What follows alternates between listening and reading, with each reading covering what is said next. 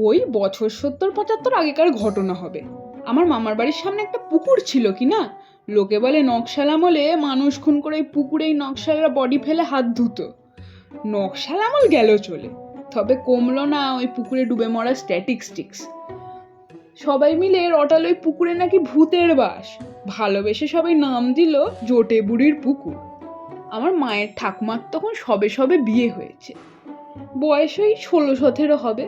ভূত তুতে বিশ্বাসী ছিলেন না, তাই তো সারা পাড়া বারণ করার সত্ত্বেও প্রত্যেক দিন বিকেলবেলা বাসন নিয়ে জুটতো ওই পুকুর পাড়ে। ব্যাস, একদিন ঘটে গেল এক অদ্ভুতুরে কাণ্ড। বাসন মাজছে এমন সময় ওপারের জঙ্গল থেকে এক বাচ্চা মেয়ে ছুটে এসে ঝাঁপ মারলো জলে।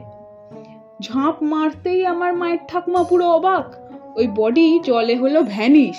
ব্যাস, আর কি, জল ভোঁ করে ঘুরলো, আমার মায়ের ঠাকুমা মাথা ঘুরে পড়ল। তারপর যদিও বা ভয় আতঙ্কে জীবনে ওই পুকুর পাড়ে আর পা রাখেননি তিনি। আর বলছি শোনো, thank you for tuning into Bhoot diary. গল্পটা হাসির হলো সত্যি।